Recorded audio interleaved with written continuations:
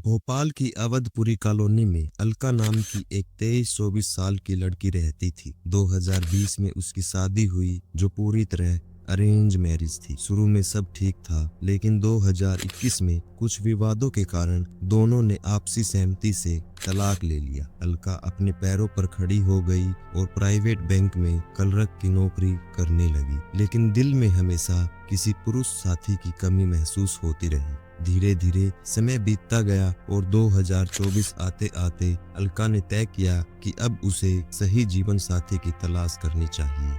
उसने matrimonial sites पर अपनी प्रोफाइल बनाई और नए रिश्तों की तलाश शुरू की। कुछ समय बाद अलका की नजर अविनाश प्रजापति नामक युवक की प्रोफाइल पर पड़ी। अविनाश ने लिखा था कि वह स्टील प्लांट कंपनी का CEO है, तलाकशुदा और दिखने में हैंडसम है। अलका तुरंत इम्प्रेस्ड हुई और उसे कांटेक्ट किया। कुछ दिन मैसेजिंग और फोन कॉल्स के बाद दोनों की बातचीत फ्रेंडली और नेचुरल हो गई। अविनाश ने बताया कि वह अपनी मां के साथ घर में अकेला रहता है, जिंदगी में नए साथी की तलाश में है। धीरे धीरे दोनों ने डिसाइड किया कि अब मिलना चाहिए। डेट तय हुई 6 दिसंबर 2024। अलका अविनाश के घर पहुंची। जैसे ही डोर बेल बजाई, चंद्रिका ने दरवाजा खोला। अलका हैरान थी कि यह अविनाश की मां नहीं बल्कि बहुत यंग महिला थी। चंद्रिका ने बताया कि वह अपनी डाइट, रोजाना एक्सरसाइज और योगा की वजह से इतनी यंग दिखती है। अलका का ध्यान अविनाश पर गया। तभी चंद्रिका ने कहा कि तुम दोनों बेडरूम में बैठकर बातें करो, तब तक वह खाना तैयार कर देगी। बेडरूम में अविनाश ने बताया पहली पत्नी उसे छोड़कर जा चुकी है और अब वह तलाकशुदा है। वह नए साथी की तलाश में है। बातचीत इतनी नेचुरल थी कि देखते ही देखते फर्स्ट मीटिंग में दोनों इंटीमेट हो गए। अलका डिसबिलीव में थी, पहली ही मुलाकात में इतनी नजदीकी। बाद में अलका बाथरूम में गई, कपड़े बदले और फिर चंद्रिका के साथ लंच किया। लंच के दौरान अलका को लगा कि घर और माहौल बहुत कंफर्टेबल और ट्रस्टेबल है। अलका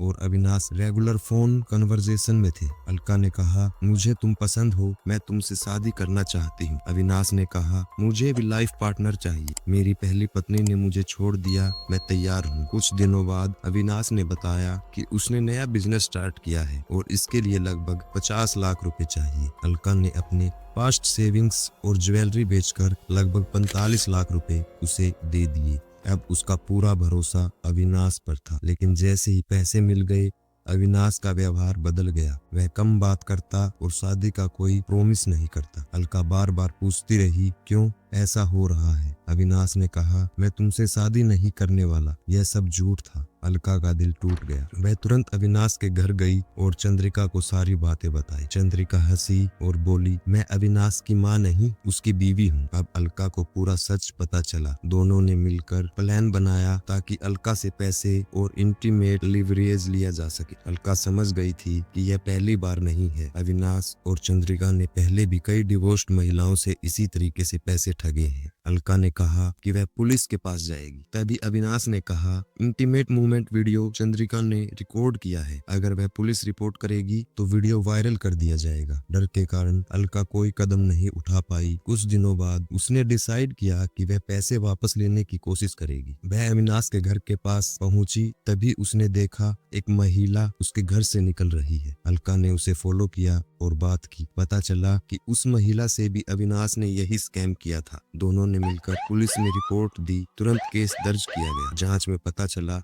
अविनाश और चंद्रिका ने फेक फाइनेंस कंपनी बनाई और कई डिवोर्स्ड महिलाओं को ट्रैप किया। 2 सितंबर 2025 को अविनाश अरेस्ट हुआ। चंद्रिका अभी भी फरार थी। पुलिस ने उनके अकाउंट से 85 लाख रुपए रिकवर किए। अविनाश ने बताया कि मैट्रिमोनियल साइट्स पर डिवोर्स वुमेन को ट्रैप करना और पैसे ऐंठना चंद्रिका का आइडिया था। वह खुद अनएम्प्लॉयड था। इन्वेस्टिगेशन में यह भी पता चला कि दोनों के खिलाफ कई फ्रॉड केसेस पहले से चल रहे थे। यह कहानी हमें सिखाती है, ऑनलाइन रिलेशनशिप में हमेशा सतर्क रहना चाहिए। किसी पर ब्लाइंडली ट्रस्ट न करें। मैट्रिमोनियल साइट्स पर फ्रेंडशिप या रोमांस से पहले वेरिफिकेशन बहुत जरूरी है। अलका की स्टोरी बताती है कि भरोसा और सतर्कता दोनों ही जरूरी है। हमेशा सोच समझकर कदम उठाए ताकि कोई भी आपका इमोशनल या फाइनेंशियल एक्सप्लॉइट न कर सके। अगर आपको यह कहानी अच्छी लगी तो हमारे चैनल द क्राइमैक्स को सब्सक्राइब करके बेल आइकन दबाना ना भूलिए। मिलते हैं अगली एक और नई सच्ची वीडियो के साथ। तब तक सावधान रहिए।